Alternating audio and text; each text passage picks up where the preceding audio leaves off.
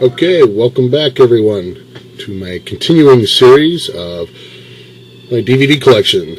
All the DVDs that start with the letter D. Well, actually, this is the first volume. I had to split this one up into two. First one, get right into it. Boris Karloff in Dance of Death, released by Rhino. People. One that I really like having in my collection. The special edition of Dances with Wolves has a lot more story to it, a lot more character development, and if you thought the first one was long, then you don't want to seek out this one. But if you really love the theatrical version, check this one out. Dangerous Liaisons. I loved the book when I was in college, and loved the movie too. Okay, reaching back into some more horror here. Got Dark Ride. It's more old school horror than a lot of the newer films that come out today claiming to be old school. There's lots of gore, killer on the loose, and a carnival. It's not Funhouse. Funhouse I think is a much better film, but this is still a lot of fun. The director's cut of Das Boot. Very claustrophobic and probably the best submarine film, bar none. I haven't picked up the special edition yet, but I plan to. There's a new director's cut out, but I'm a huge fan of Dark City. It's the snap case too, so I'll be able to, when I get the new one, I'll be able to upgrade, get rid of this old snap case version that I hate these things. Saw my zombie collection. That was the big Dawn of the Dead box set that I showed off with all the artwork and stuff in it. Dawn of the Dead on Raiders Director's Cut of the remake. It's fantastic. This one, this is more my wife's than mine, but I do enjoy it, so it's in our collection rather than just her little private collection, which I won't show you because it'll make most of you go, oh my god. But anyways, Day After, very bleak, very well acted film. Next up, I guess you can call this a guilty pleasure, and that's The Day After. This is the all-access collector's edition. It's not as good as the 70s disaster films and Tower Inferno and Earthquake, but it is fun. Okay, another one I highly regard, and if you haven't seen it, do recommend it, but I believe you have to go to outside sources if you want it correct. That is, this is the PAL release. It's widescreen, uncut, in its original Spanish language with English subtitle option. If you get the American one, it's horribly dubbed, and I'm not sure if it's cut or not because I've never seen the American version. I just know it comes in English only. Unless it's been re-released that I don't know about. Very dark, cynical horror comedy film. I mean, there's not a lot of comedy in it, but there are a few moments that are just kind of nuts. About a priest who decides to do pure evil so he can get closer to the devil, because the devil is supposed to be reborn for the end of the world. And that way, if he commits all this evil, and while playing detective work, he can meet up for the birth of Satan and kill the baby. Next up, Day of the Dead, part of my zombie collection that I already showed off. And I know this has been re-released, but I heard the print was pretty much the same, so I'm fine with this version. The Day the Earth Stood Still, the original, of course. I have not seen the remake.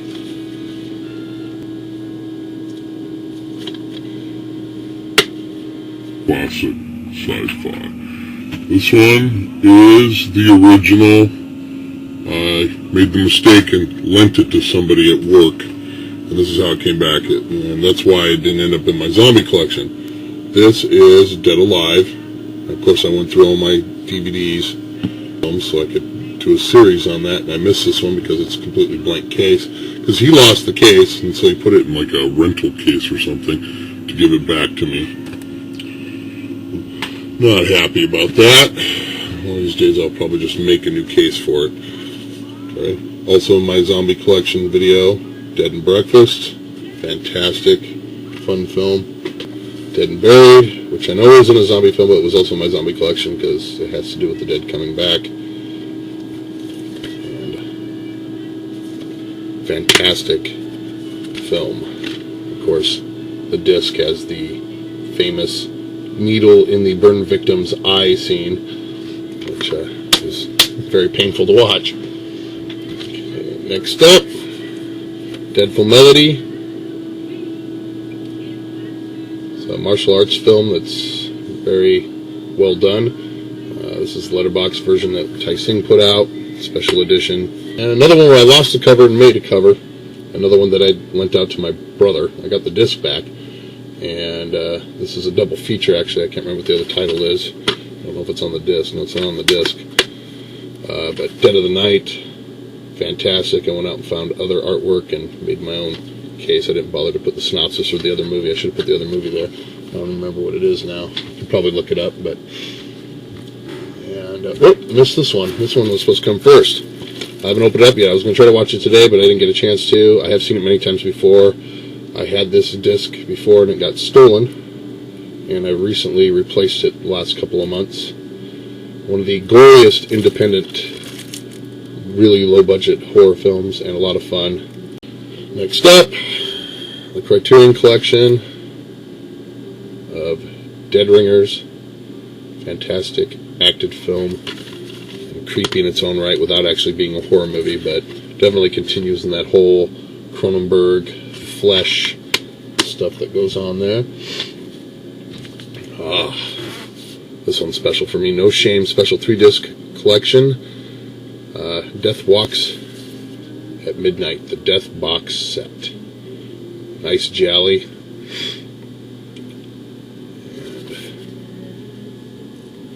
It comes with, I believe, the soundtrack. There we go. Nicer. Death Walks at Midnight and Death Walks on High Heels. That's the other film, which is also really good. But I bought it for Death Walks at Midnight. Very underrated gialli that I think is absolutely fantastic. And comes with a nice book, postcards dealing with artwork.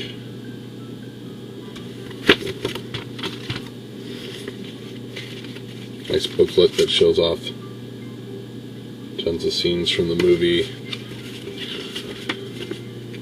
It has bios and everything in it. Of course, the discs themselves. Death Walks on High Heels.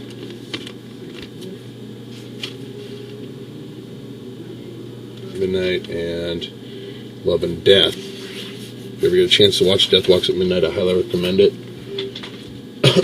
Of course, one of the biggies for me, Profondo Rosso, Deep Red, the uncut Anchor Bay version.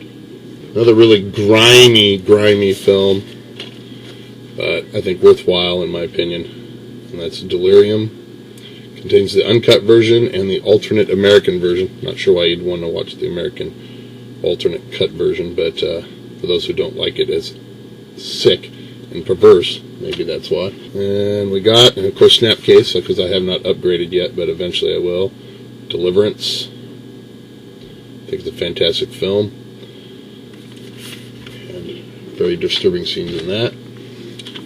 And of course, again, back to Lucio Fulci. I have tons. I like him. Great director. That's Demonia. One of his lesser known, lesser seen films, but worthwhile, especially if you're a fan. There's some great imagery. Right there, you can see some of it. I finally got it replaced my old videotape. So here we go. 16:9 widescreen enhanced. Demons. I need to watch it again. It's definitely been a long time. Well, that's it for the first half. Stay tuned for Volume 2.